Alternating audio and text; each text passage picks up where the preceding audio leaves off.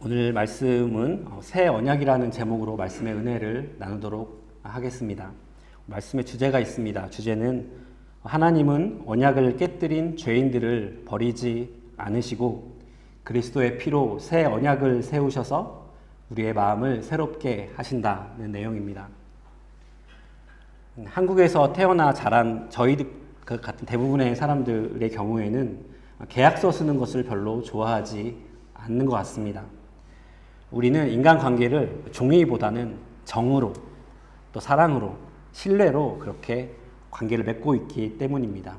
한국 문화의 장점도 있을 것입니다. 그런데 호주에 와서 보니까 다 모든 걸 다 문서로 하더라는 것이죠. 고용하는 것도 또 일하는 것도 문서로 우리가 그 룰을 정하는 것을 보게 됩니다.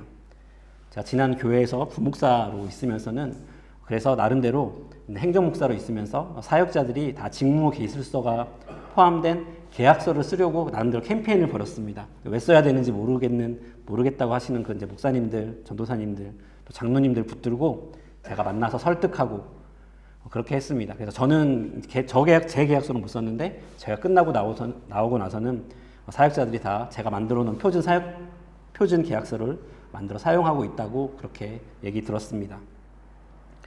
그런데 조금 생각해 보면 왜 우리는 계약서를 쓰는 것을 꺼리게 될까? 그런 생각을 한번 해보게 됩니다.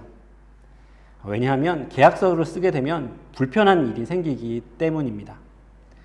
내가 담임 목사가 돼 보니까 부사역자들이 있는데 사실 그냥 부사역자들한테 그때그때 내가 하고 싶은 일을 했으면 하는 일을 시키면 좋겠는데 계약서를 쓰게 되면 거기서 일하는 시간도 써야 할 것이고 또 무슨 일을 할지도 적어야 될 것입니다. 그러면 내가 그냥 그 부사역자의 계약서를 쓴다는 것 자체만으로 저의 업무에 어떤 제약이 걸리게 되는 것을 보게 됩니다. 그래서 지금 보니까 왜 계약서를 쓰지 않는지를 알게 되는 것이죠. 계약서에는 직원의 법적인 권리를 종이로 남겨야 하고 또 직원의 직무 범위도 적어 놓아야 하는 것입니다. 그런데 조금 생각해 보면 하나님께서 이 불편한 일을 당신의 백성들, 우리들, 이스라엘 백성들과 하셨다는 그 사실을 알게 됩니다. 하나님은 인간과 계약을 맺는 것을 기뻐하셨습니다. 성경에 나오는 하나님과 인간 간에 맺어진 계약을 우리는 특별히 언약, 커버넌트라고 이야기합니다. 성경에 나와 있는 언약의 내용을 보면 인간의 의무뿐 아니라 하나님의 약속, 그 약속에 의하여 하나님께서 의무가 생겨질 텐데 그 의무도 그 언약 속에 있는 것을 보게 됩니다. 하나님께서 아브라함과 약속을 맺으실 때, 노아와 약속을 맺으실 때 하나님께서 약속하시고 그리고 그 약속에 자신을 묶으신 것이죠. 그래서 하나님께서 무지개를 표현하셔서 무지개를 봐라. 내가 너희한테 한 약속을 반드시 지키겠다. 이렇게까지 하나님께서 하신다는 것입니다. 이것은 그 당시 시절에는 기독교 외에 성경 외에 있는 다른 어떤 신도 이렇게 자신이 어떤 약속을 하고 그 약속을 스스로 묶는 경우가 없다는 것을 보면 성경에 나와 있는 하나님의 특별한 것을 우리가 보게 됩니다. 하나님은 어떤 분이십니까? 하나님은 사랑하는 분이시고 하나님은 구원하시는 분이시지만 또한 하나님은 우리와 언약을 맺으시고 그 언약에 스스로를 묶으시는 분이십니다. 우리는 법이 아무리 요구해도 의무를 피하고 싶어서 고용주는 직원들과 계약서를 쓰고 싶어 하지 않는데 하나님께서는 아무도 요구하지 않으시는데도 불구하고 스스로 언약의 맹세를 하셨다는 것입니다. 언약을 맺는다라고 할 때 이 맺는다라고 하는 단어는 히브리어로 카라신데 이 단어는 자르다라는 표현입니다. 창세기 15장에 나와 있는 것과도 연관이 되어 있습니다. 고대 근동에서 보면 언약을 맺을 때, 두 당사자가 언약을 맺을 때 동물을 반으로 자릅니다. 그리고 동물의 잘라진 그 반 사이를 언약의 당사자 두 명이 왕복하게 됩니다. 창세기 15장에서 하나님과 아브라함이 언약을 맺을 때 보여준 모습을 우리가 보게 됩니다. 왜 동물을 반으로 자릅니까? 왜 이렇게 특별하게 잔인한 모습으로 언약을 맺습니까? 그것은 언약을 지키지 않으면 이 동물과 같이 반으로 갈라져도 된다라고 하는 뜻입니다. 성경에서 언약을 맺는다는 것은 무엇입니까? 바로 나의 존재, 나의 삶을 거는 것이 바로 그 언약을 맺는 것입니다. 언약을 맺는다는 것입니다. 아브라함이 하나님과 언약을 맺을 때, 노아가 언약을 맺을 때, 아담이 언약을 맺을 때 그 언약의 의미를 알았을 것입니다. 하나님도 물론 그 언약을 알고 계셨습니다. 하나님은 인간과 관계를 맺을 때마다 늘 언약을 맺으십니다. 약속을 하십니다. 언약의 의무에 스스로 자신을 묶으시고 자신을 그 언약의 맹세에 거신다는 것입니다. 하나님께서는 무슨 일을 하시는데 우리가 필요하지 않습니다. 우리가 하나님이 필요한 것이지 하나님이 우리를 필요로 하지 않습니다. 오해하면 안 되는 것이죠. 그것을 우리가 하나님이 주권적이라고 말하는 것입니다. 주권적인 하나님은 우리를 필요로 하지 않습니다. 그런데 하나님께서 우리와 언약을 맺으십니다. 그리고 그 언약으로 당신을 묶으십니다. 왜 그러십니까?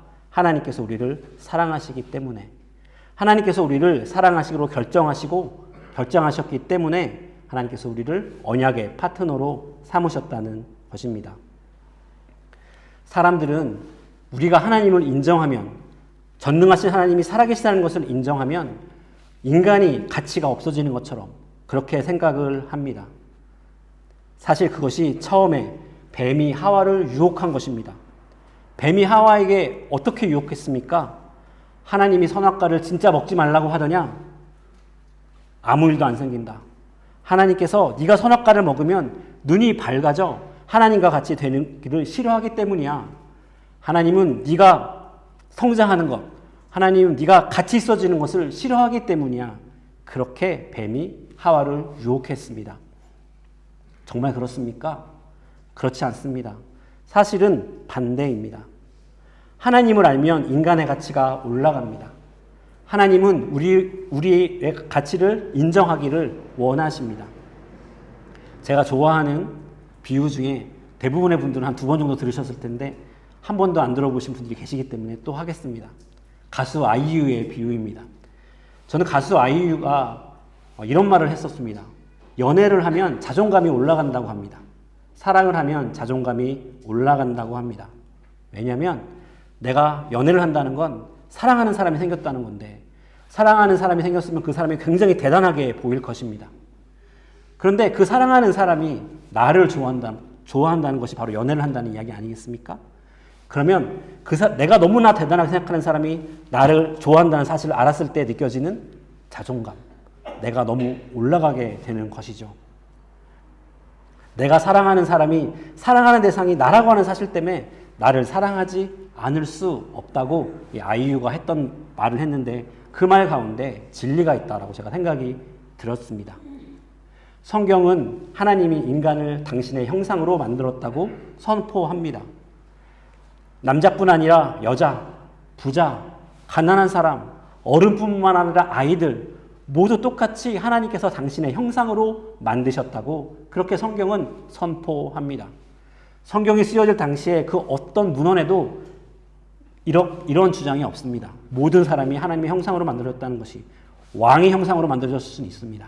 그런데 모든 사람이 하나님의 형상으로 만들어졌다는 것은 오직 성경에서만 발견되는 진리입니다. 하나님은 우리를 언약의 파트너로 삼으셨습니다. 우리와 약속하시고 그 약속에 자신을 거셨습니다. 무엇입니까? 하나님이 우리를 인정하신다는 것입니다. 하나님은 교회를 인정하십니다. 그것이 어떤 표현으로 나와 있습니까? 성경은 하나님께서 교회를 자신의 신부로 삼으셨다고 말하고 있습니다. 우리가 눈으로 보면 교회가 연약해 보입니다. 교회는 가난해 보입니다. 교회는 조금만 어려움이 있으면 흩어질 것 같이 연약해 보입니다. 그런데 하나님의 눈에는 교회가 당신의 신부입니다. 엄청나게 강한 국가나 엄청나게 성공한 기업들이 아니라 연약하게 보이는 교회가 당신의 신부라는 것입니다. 그래서 우리는 오늘도 교회를 믿고 교회를 신뢰하고 교회를 위해 봉사하고 교회를 통하여 일하신 하나님을 기대하는 것입니다. 오늘 본문을 보면 하나님께서 선지자 예레미야를 통하여 또 다른 언약, 새 언약을 말씀하시는 것을 보게 됩니다. 예레미야에 대해서 여러분은 무엇을 알고 계십니까? 예레미야에게는 별명이 있습니다. 예레미야의 별명은 눈물의 선지자입니다. 지난주에 우리가 미가 선지자에서 얘기 들었습니다. 많은 선지자들이 이스라엘 백성에게 회개하라. 그러면 하나님께서 심판하지 않으실 것이다. 돌아와라. 돌아와라. 이렇게 선포했습니다.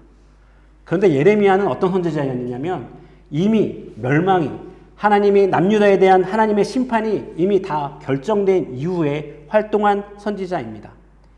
예레미야는 예루살렘의 멸망, 성전의 파괴, 왕들이 죽음을 다 목격한 선지자가 예레미야였습니다. 남유다에는 요시야 왕 때 보았던 희망의 불빛이 더 이상 보이지 않았습니다.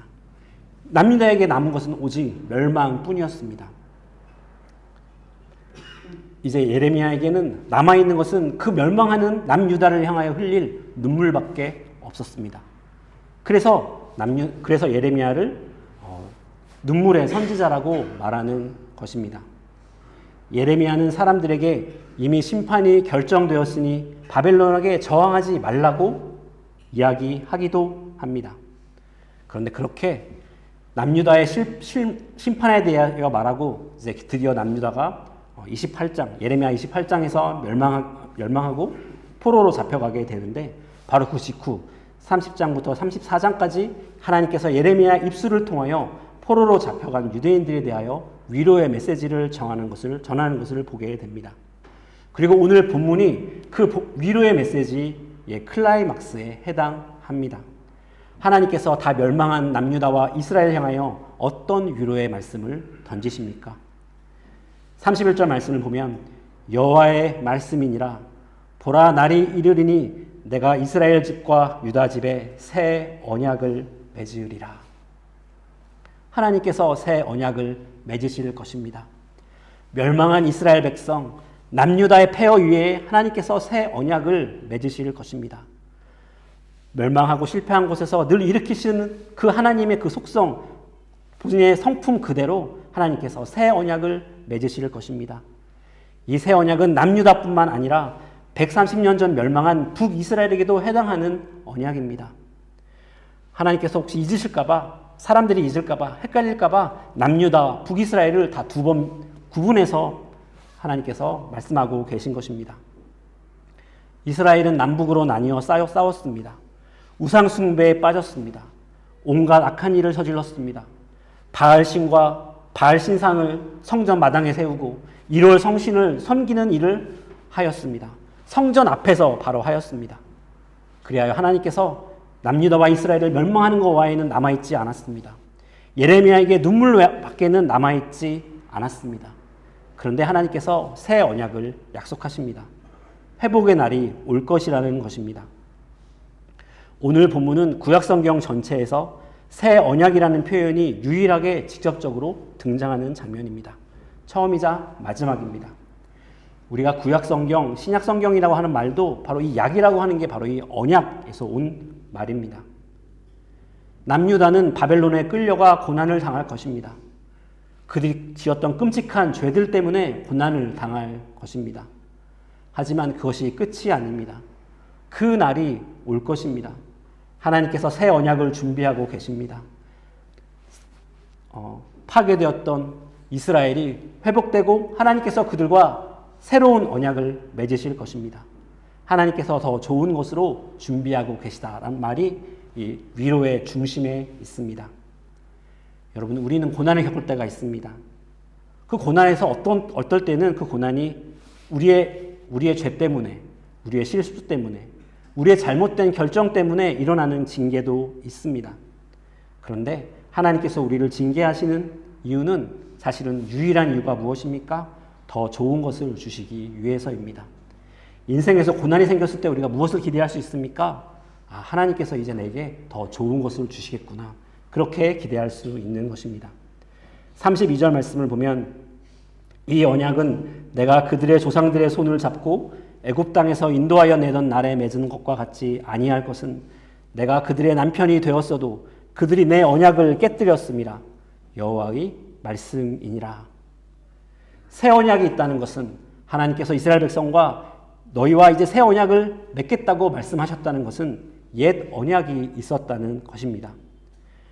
이 옛 언약이 무엇입니까? 특별히 지금 하나님께서 말씀하시는 옛 언약은 이스라엘을 이집트에서 구해내실 때 맺으신 언약입니다.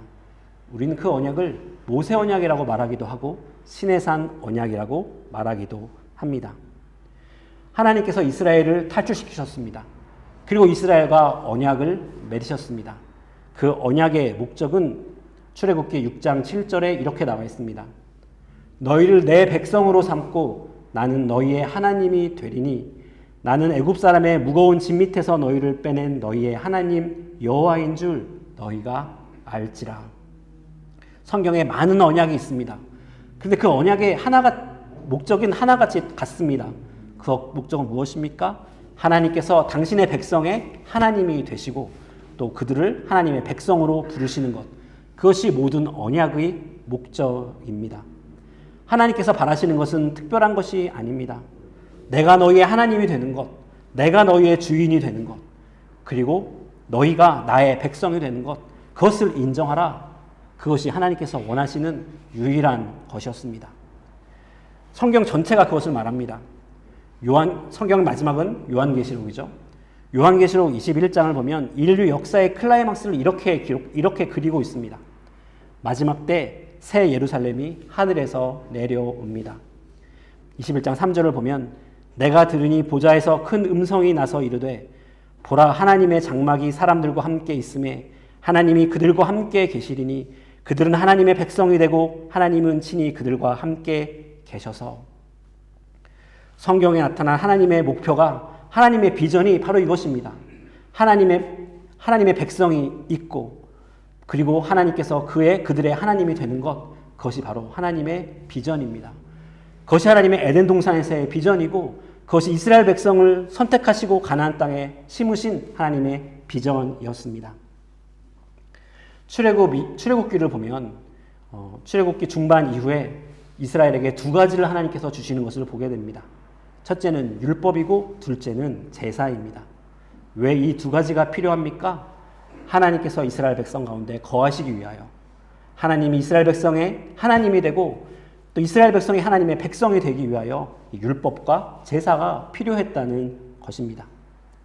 이스라엘은 광야 생활을 할 때 성막을 중심으로 생활했습니다. 성막은 무엇입니까? 오늘날로 치면 교회 건물 같은 것입니다. 성막은 다른 말로 하면 회막이라고 합니다. 텐트 오브 미팅이죠. 누가 만납니까? 하나님과 이스라엘 백성이 만나는 곳, 그것이 바로 성막이었습니다. 이스라엘 백성은 성막에서 예배드리고 성막을 중심으로 그렇게 살았습니다. 거룩한 하나님이 당신의 백성 가운데 거하는 것, 그것이 바로 하나님의 비전을 이루는 길인 것입니다. 율법이 왜 필요합니까? 율법은 무엇이 죄인지 무엇이 거룩인지 알게 하기 위하여 필요합니다. 하나님의 백성이 되기 위하여 반드시 필요한 것이 바로 율법입니다.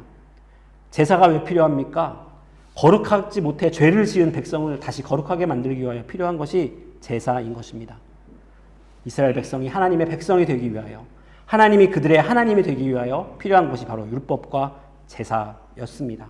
그리고 율법과 제사가 바로 이 옛 언약의 중심에 있습니다. 그런데 이 옛 언약, 모세 언약에 치명적인 문제가 있었습니다. 문제가 있었기 때문에 새 언약이 필요했던 것입니다. 옛 언약의 핵심은 무엇입니까? 그것은 하나님께 순종하면 복을 받고 하나님께 순종하지 않으면 저주를 받는다는 것입니다. 예레미야 11장을 보면 이 옛 언약을 잘 정리해 놓았습니다. 예레미야 11장 3절을 보면 그들에게 이르기를 이스라엘의 하나님 여호와께서 이와 같이 말씀하시되 이 언약의 말을 따르지 않는 자는 저주를 받을 것이니라. 이 언약의 말이 율법이죠. 율법을 따르지 않는 자는 저주를 받을 것이니라라고 하는 것이 이 율법, 옛 언약의 핵심입니다. 신명기 28장에 보면 그 내용이 자세하게 나와 있습니다. 4절 말씀을 보면 이 언약은 내가 너희 조상들의 쇠풀무 애굽 땅에서 이끌어던 날에 그들에게 명령한 것이라. 곧 내가 이르기를 너희는 내 목소리를 순종하고 나의 모든 명령을 따라 행하라. 그리하면 너희는 내 백성이 되겠고 나는 너희의 하나님이 되리라. 하나님의 비전입니다. 5절을 보면 내가 또 너희 조상들에게 한 맹세는 그들에게 젖과 꿀이 흐르는 땅을 주리라 한 언약을 이루리라 한 것인데 오늘이 그것을 증언하느니라 하라 하시기로 내가 대답하여 이르되 아멘 여호와여 하였노라. 하나님께서 이스라엘 백성에게 의무를 주셨을 뿐만 아니라 당신도 약속을 하셨습니다. 그 약속은 무엇입니까? 젖과 꿀이 흐르는 가나안 땅을 그들에게 주겠다고 하신 약속입니다. 하나님께서 그 약속을 이루셨다고 말씀하십니다. 언약의 내용이 이렇습니다. 그런데 그것이 결과가 어떻게 되었습니까? 7절 말씀을 보면 내가 너희 조상들을 애굽 땅에서 인도하여 낸 날부터 오늘까지 간절히 경계하며 끊임없이 경계하기를 너희는 내 목소리를 순종하라 하였으나 하나님께서 끊임없이 애굽 땅에서 인도하여 낸 그 순간부터 광야 40년 이스라엘 왕국 사사시대 모든 시기를 거쳐 하나님께서 끊임없이 내 목소리를 순종하라 내 목소리를 순종하라라고 그렇게 끊임없이 말씀하셨습니다.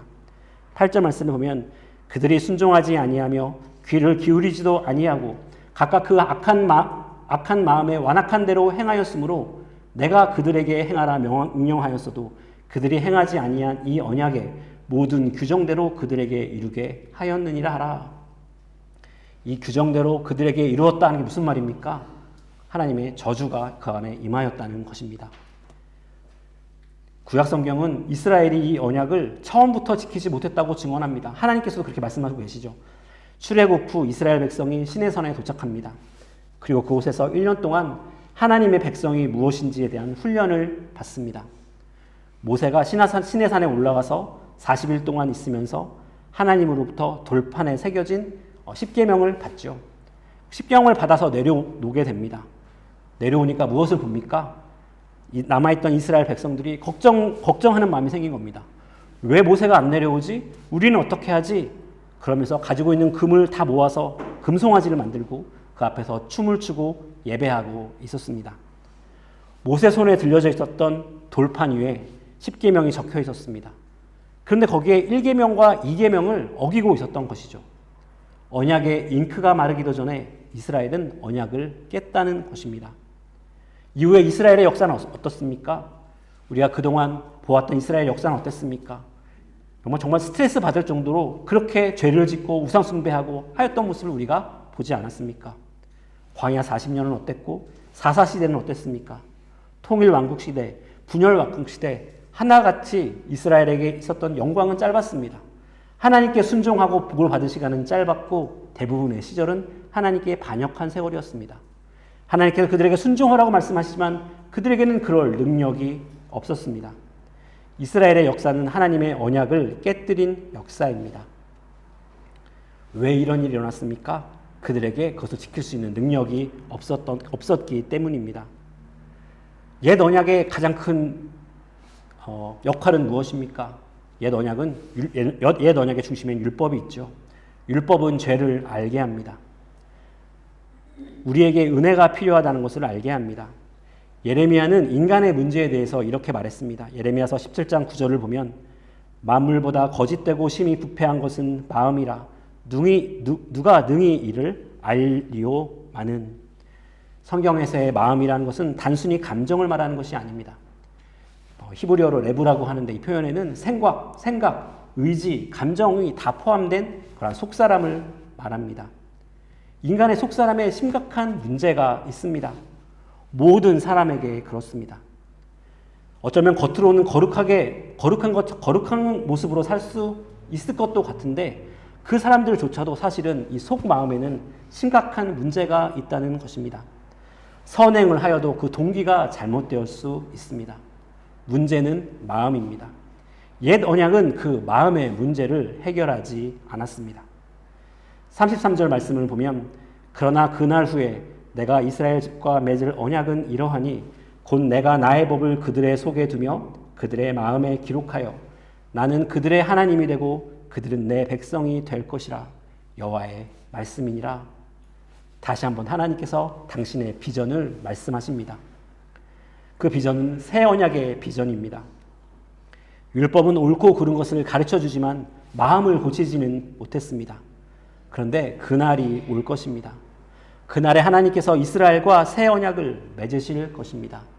그 새 언약에는 새 언약에 있던 하나님께서 약속하십니다. 그 약속 가운데 자신을 묶으십니다. 그 약속은 무엇입니까? 그때는 하나님께서 율법을 돌판에 새기는 것이 아니라 당신의 백성 마음 하나하나에 새기실 것이라는 약속을 하는 것입니다. 에스겔 선지자는 예레미야와 비슷한 시기에 활동했던 선지자입니다. 에스겔서 36장에 보면 예레미야 31장에서 말했던 것과 똑같은 내용의 예언이 있습니다. 에스겔서 36장 26절을 보면 또 새 영을 너희 속에 두고 새 마음을 너희에게 주되 너의 육신에서 굳은 마음을 제거하고 부드러운 마음을 줄 것이며 또 내 영을 너희 속에 두어 너희로 내 율례를 행하게 하리니 너희가 내 규례를 지켜 행할지라. 옛 언약과 새 언약의 차이가 이것인 것이죠. 하나님께서 마음을 고치십니다. 하나님께서 새 언약을 맺으시는 그날이 되면 하나님의 영이 우리 속에 들어옵니다. 내 속에 내주하게 하시고 그리고 우리로 하여금 율법을 지키게 한다는 것이 에스겔의 예언입니다. 새 언약의 시대는 우리에게 새로운 것을 지키라 율법의 리스트를 주는 대신에 율법을 지킬 수 있는 힘을 우리 마음속에 심어주시겠다라고 하는 것이 바로 새 언약의 내용입니다. 같은 내용이 신명기에도 있습니다. 신명기 30장 6절을 보면 내 하나님 여호와께서 내 마음과 내 자손의 마음에 할례를 베푸사 너로 마음을 다하며 뜻을 다하여 내 하나님 여호와를 사랑하게 하사 너로 생명을 얻게 하실 것이며 그 날이 되면 마음의 변화가 일어납니다. 선한 행동이 어디에서 나옵니까? 하나님을 사랑하는 이 마음으로부터 나와 선한 행동을 하게 된다고 모세가 또한 예언하였습니다. 그날이 되면 마음의 변화가 일어날 것입니다. 신명기 30장 6절 이후에 또 이렇게 모세는 기록하고 있습니다. 내가 오늘 내게 명령한 이 명령은 내게 어려운 것도 아니요 먼 것도 아니라 하늘에 있는 것이 아니니 내가 이르기를 우리를 위하여 하늘에 올라가 그의 명령을 우리에게로 가지고 와서 우리에게 들려 행하게 하려 할 것이 아니요 13절 바다 밖에 있는 것이 아니니 내가 이르기를 누가 우리를 위하여 바다를 건너가서 그의 명령을 우리에게로 가지고 와서 우리에게 들려 행하게 하려 할 것도 아니라 14절 오직 이 말씀이 내게 매우 가까워서 내 입에 있으며 내 마음에 있은즉 내가 이를 행할 수 있으리라. 그날이 오면 하나님의 비전, 하나님의 당신의 백성으로 삼으시고 이스라엘 백성이 하나님을 향하여 나의 하나님이라고 부르짖는 그때가 온다는 것입니다. 이스라엘 백성은 끊임없이 우상 숭배에 빠졌습니다. 그런데 그날이 오면 하나님께서 몸의 할례가 아니라 마음의 할례를 베푸실 것입니다. 그때가 되면 율법을 지키는 일이 어려운 일이 아니게 될 것입니다. 새 언약이 맺어지면 성령이 하나님의 백성 개개인 속에 내주하실 것입니다. 옛 언약의 시대에도 성령의 역사가 있었습니다. 하지만 새 언약의 시대에 성령은 믿는 자에 영원히 거하시고 떠나지 않으신다는 약속이 이 새 언약 가운데 있습니다. 34절 말씀을 보면 그들이 다시는 각기 이웃과 형제를 가르쳐 이르기를 너는 여호와를 알라 하지 아니하리니 이는 작은 자로부터 큰 자까지 다 나를 알기 때문이라. 내가 그들의 악행을 사하고 다시는 그 죄를 기억하지 아니하리니 여호와의 말씀이니라. 이 새 언약 안에 있는 사람들은 하나님을 작은 자부터 큰 자까지 모두 하나님을 알게 됩니다. 여기서 하나님을 안다는 것은 단순히 지식이 아닙니다. 온 몸과 마음으로 하나님을 알게 될 것입니다. 우리는 목사나 선생에게 말씀을 배우려고 하지만 사실 이제 우리는 모두 말씀을 스스로 읽고 묵상할 수 있는 그런 능력이 우리 안에 있습니다. 성령 하나님께서 우리를 가르치고 지도하십니다. 나이가 어린 사람부터 많은 사람까지, 교육 수준이 낮은 사람부터 높은 사람까지 하나님을 알게 될 것입니다. 무엇보다 새 언약의 가장 중요한 말씀이 무엇입니까? 바로 완전한 죄의 용서함입니다. 동물의 피로는 죄를 사하지 못합니다. 죄사함의 은혜는 독생하신 하나님의 아들의 제사를 통해 우리에게 주어진다는 것입니다. 예수님께서 어떻게 말씀하셨습니까? 누가복음 22장 19절 20절 말씀을 보면 또 떡을 가져 감사 기도하시고 떼어 그들에게 주시며 이르시되 이것은 너희를 위하여 주는 내 몸이라. 너희가 이를 행하여 나를 기념하라 하시고 저녁 먹은 후에 잔도 그와 같이 하여 이르시되 이 잔은 내 피로 세우는 새 언약이니 곧 너희를 위하여 붓는 것이라. 히브리서 9장 15절에 보면 이로 말미암아 그는 새 언약의 중보자시니 이는 첫 언약 때 범한 죄에서 속량하려고 주구사 부르심을 입은 자로 하여금 영원한 기업의 약속을 얻게 하려 하심이라. 옛 언약은 우리에게 죄를 알게 합니다. 그런데 새 언약은 우리의 죄를 속량합니다.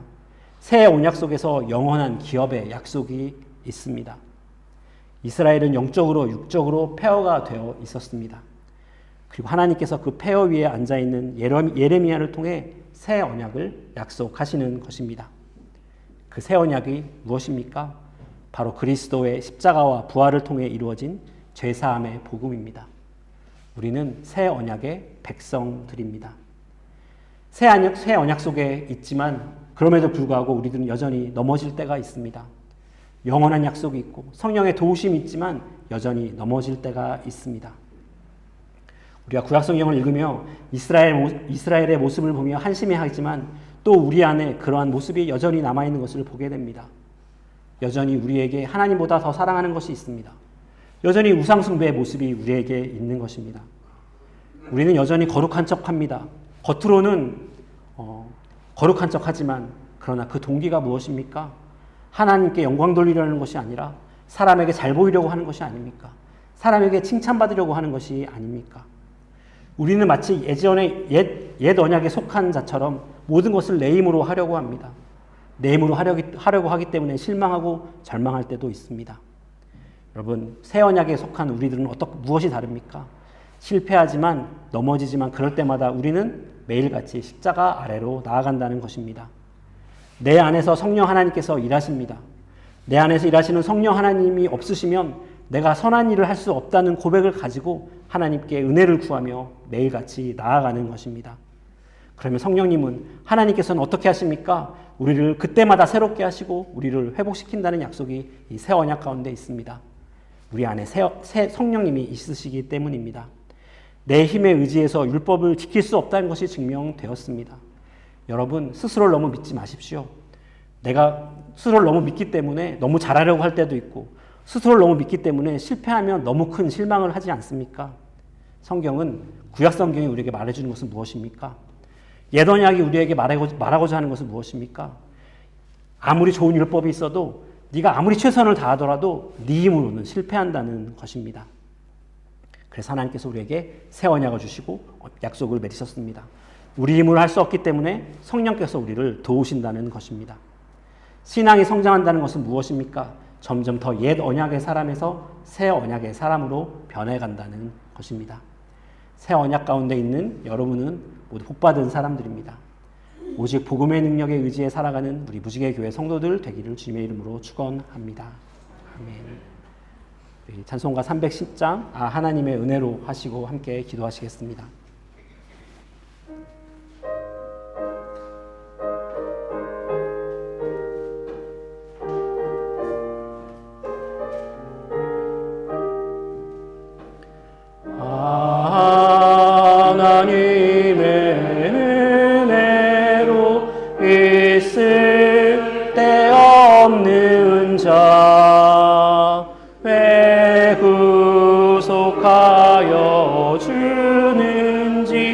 난 알 수 없도다. 내가 믿고 또 의지함은 내 모든 형편 아시는 주님 늘 도해 주실 것을 나는 확실히 아네. 왜 내게 굳센 믿음과 또 복음 주셔서 내 마음이 항상 난지 난 알 수 없도다. 내가 믿고 또 의지함은 내 모든 형편 아시는 주님 늘 보해 주실 것을 나는 확실히 왜 내게 성령 주셔서 내 마음 감동해 주 예수 믿게 하는지 난 알 수 없도다. 내가 믿고 또 의지함은 내 모든 형편 아시는 주님 늘 보호해 주실 것을 나는 확실히 아네. 주 언제 강림하실지 혹 밤에 혹 낮에 또 주님 만날 그곳도 난 알 수 없도다. 내가 믿고 또 의지하는 내 모든 형편 아시는 주님 늘 보호해 주실 것을 나는 확실히 아네. 다 같이 주신 말씀 붙들고 기도하며 나갔으면 좋겠습니다. 하나님 우리 가운데 하나님 늘 나도 모르게 늘 옛 언약을 붙잡고 살려고 하는 그런 우리의 속성을 우리가 보게 됩니다. 하나님 내 힘으로 하려고 하고 또 내 힘으로 하기 때문에 또 실패하면 하나님 너무 큰 실망할 때가 너무나 많습니다. 하나님 저희가 하나님 다 우리 힘으로 율법 지킬 수 없는 사람이라는 걸 주님께서 아십니다. 그래서 우리가 늘 넘어지고 쓰러집니다. 그럴 때마다 우리 안에 계시는 성령 하나님께서 우리를 위하여 기도하시고 근심하시고 또 우리를 일으켜 세워주십니다. 하나님 성령 하나님 의지하여 나아갑니다. 우리 지켜주시고 역사하여 주옵소서. 세상 가운데 나가 살아갈 때에도 하나님 우리 안에 새 언약 붙들고 우리에게 일하신 하나님의 약속을 붙들고 하나님 진리와 영을 붙들고 살아갈 수 있는 우리 모두 될 수 있도록 역사하여 주옵소서. 다 같이 하나님께 하나님 고백하며 죄를 고백하고 연약함을 고백하고 도우심을 구하며 기도하시며 나아가시겠습니다. 네, 하나님 주님 하나님 내 인생 내 평생 가운데 또다시 하나님 아버지 다시 한번 그 쓰러졌던 그 자리로 다시 가서 내 힘으로 다시 모든 것을 하려고 하는데 자신을 바라봅니다. 그러면 그럴 때마다 하나님 내가 실망하고 내 자신에게 실망하고 절망할 때가 얼마나 많은지요. 그러나 주님 이미 하나님 우리가 내 힘으로 내 의지로 하나님 율법을 다 지킬 수 없다는 것이 하나님 이미 증명이 되었습니다. 지금 새 언약을 붙들고 원합니다. 하나님 예수 그리스도의 십자가와 부활을 붙들기 원합니다. 하나님 복음의 능력을 붙들기 원합니다. 주님 지켜주 역사하여 주옵소서. 하나님 마음의 중심을 허락하시고 하나님 내 마음을 붙들어 주시고 회복시켜 주시옵소서. 하나님 그 능력 허락하여 주옵소서. 그런 말미암아 내게 하는 기도하게 하시고 하나님 회개하시게 하시고 주님을 찬양하게 하시옵소서. 능력을 허락하게 하시고 간절히 바랍니다. 능력 주시는 하나님의 얼굴 구하며 나아갑니다. 주님 함께 하시고 지켜 주시옵소서. 아버지 하나님 함께 해 주옵소서. 영광 받아 주기만을 간절히 원합니다. 성도 한 사람 한 사람 붙들어 주옵소서. 세상에서 하나님 지치고 하나님 멍들 가운데로 이 교회 가운데 나와 있습니다. 주 하나님 이들만 하나님의 은혜가 필요합니다. 하나님 무엇을 해야 할지 잘 알지 못하는 성도들 가운데 당신의 은혜가 필요합니다. 용서한다 사랑한다 하나님 잘한다 너가 내가 사랑하는 자다 내가 나의 언약의 파트너이다 라고 하는 하나님의 음성이 필요합니다. 하나님 성도 한 사람 한 사람에게 붙들어 주시고